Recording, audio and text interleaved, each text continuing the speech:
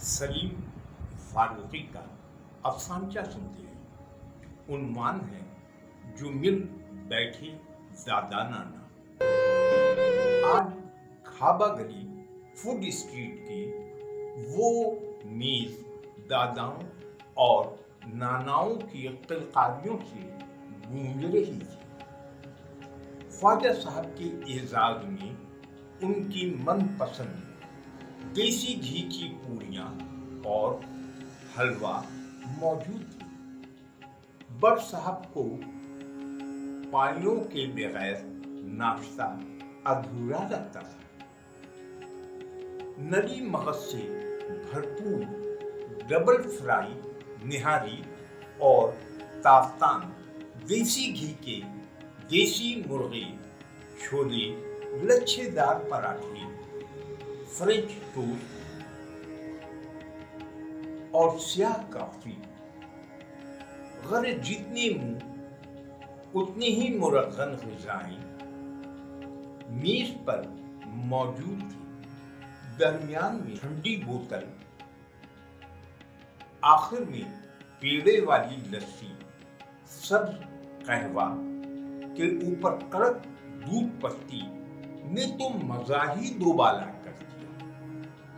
आज काफी अरसे बाद उनको पता चल रहा था, खुशियां सिर्फ पोते पोतियों और नवासे नवासियों की शरारतों, मुस्कुराहटों और मासूम नखरों में ही नहीं, पुराने दोस्तों की महफिल में भी होती है।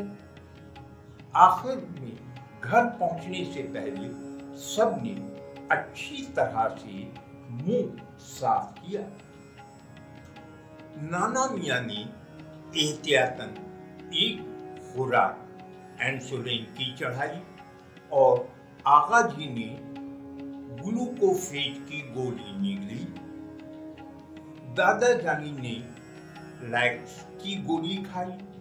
ताओ के अलावा दो ने खून पतला रखने के लिए एहतियातन स्कॉट की 2 गोलियां निकल ली। नाना अब्बा ने सबको हाजमोला की गोलियां दी। नाना अपने फशारे खून को बहलाने के लिए मैरोल की गोलियां निगल लिए। गरज मेज पर जितने पकवान थे उतनी ही दवाइयां भी निकली और फिर दोबारा मिलने और ऐसे ही महफिल सजाने के वादे पर जुदा हुए। घर पहुंचकर सबने ऐलान कर दिया, मेरे लिए आज परहेजी खाना मत बनाना। कल रात से सीने में कुछ जलन सी है। सोचता हूं आज नाश्ता ही नहीं, दोपहर का खाना भी गोल कर दूं। बिला वजह मेरी तबीयत की खराबी की वजह से कहीं तुम लोग किसी परेशानी में ना पड़ जाओ।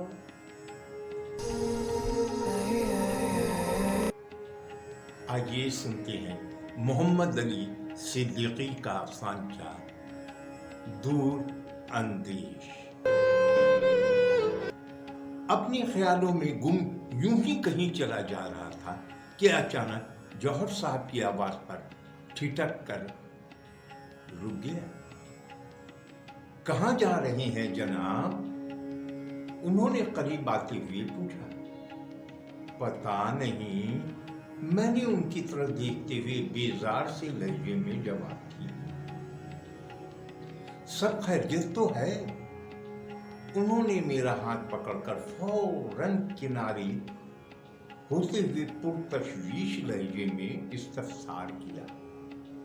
वो मेरे देरीना दोस्त थे, हम साथ ही रिटायर्ड हुए थे। उनकी जरा सी हमदर्दी ने मेरा बंद तोड़ दिया और मेरे दिल का गुबार लावा बनकर मुंह से निकला।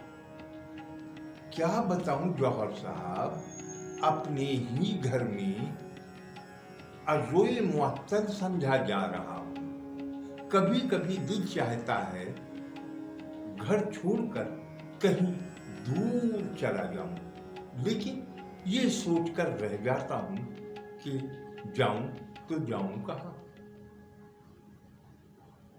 मेरी बात सुनकर उनकी गिरफ्त मेरे हाथ पर मजबूत हो गई।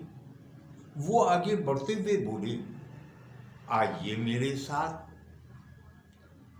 मैं कुछ ना समझते हुए उनके साथ आगे बढ़ा। थोड़ी देर बाद हम एक इमारत में दाखिल हुए, जहां हमारा सफर एक कमरे में जाकर खत्म हुआ। कमरे में दाखिल होते हुए उन्होंने कहा, जब मैं अपना घर बनवा रहा था उसी वक्त ये कमरा भी खरीदा था। आपका दिल जब कभी घर छोड़कर कहीं चले जाने को चाहे, यहाँ आ जाया कीजिए। मैं हवन्नकों की तरह खड़ा उन्हें देख रहा था। उन्होंने मुझे सोफे पर बैठने का इशारा किया और खुद भी बैठते हुए आहिस्ता से बोले, कभी कभी मैं भी यहाँ आ जाया करता हूँ। नरगिस रजा का अफसानचा सुनते हैं। उन्वान है तल्ख हकीकत। चोर चोर चोर, इन अल्फाज की बागुर से पीछा छुड़ाने के लिए वो 6 साला यतीम हमजा उन लोगों से जो इसके पीछे दौड़े आ रहे थे बचने के लिए तेज और तेज भाग रहा था, मगर कहां तक दौड़ता। आखिरकार एक गंदे नाले ने उसे अपनी बाहों में ले ही लिया। आंखों तले अंधेरा छा जाने की वजह से सोचने के काबिल ही ना रहा कि वो चोर था या भूखा। अफसानचा किसी भी जबान का हो, अपना एक असर रखता है। सिंधी जबान में तो अफसानचे बहुत उम्दा लिखे जा रहे हैं। यह और बात है कि उसे इंग्लिश क्वाइल समझकर फ्लश फिक्शन कहा जा रहा है, लेकिन तज्जिया करेंगे तो मालूम होगा कि ये अफसानचे के कवायद में भी लिखे गए हैं। आइए सुनते हैं आखुन मोहम्मद अब्बास का सिंधी अफसानचा जहन्नमी। इसे उर्दू कालिब में ढाला है आकाश मोगल ने। अरे मुझे तुम जहन्नम में क्यों घसीट रहे हो? कहाँ लिए जा रहे हो? मैंने तो सारी जिंदगी गरीब मरीजों का मुफ्त इलाज किया है। तुम ठीक कह रहे हो, लेकिन क्या? ये जो तुम लोग देख रहे हो ना, इनका कहना है कि डॉक्टर साहब हमें मना करते थे, रमजान के रोजे मत रखो, सेहत खराब हो जाए। अफसानचे को उसका मुकाम दिलाने के लिए, उसे मजीद मकबूल बनाने के लिए अफसानचा लिखें, अफसानचा पढ़ें। इस चैनल का हल्का वसी करें ताकि जैसे ही अफसानचा अपलोड हो ज्यादा लोगों तक पहुंच जाए। चैनल के जितने ज्यादा सब्सक्राइबर होंगे उतने ही ज्यादा लोगों तक अफसानचा पहुंचेगा। इसलिए सब्सक्राइबर बढ़ाने में आप भी अपना किरदार अदा करें। असगर शमीम का अफसानचा सुनते हैं। उन्वान है वादा।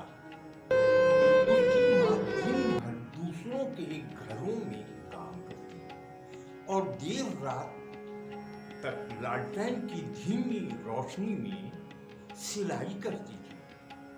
वो लालटेन की रोशनी में माँ के सामने बैठकर पढ़ता था। وہ ہر رات ماں سے یہ وعدہ کرتا کہ اپنی تعلیم مکمل کرنے کے بعد وہ ماں کے لیے ایک اے سی کمرہ بنوائے گا جہاں اس کی ماں دن بھر آرام کرے گی۔ پھر اچانک ماں کا چہرہ کسی فلم کی طرح اس کی نظروں کے سامنے گھومتا ہے اور اس کی ماں کی نیند ٹوٹ جاتی ہے۔ اے سی کمرے میں بھی وہ خود کو پسینے میں بھیگا ہوا محسوس کرتا ہے۔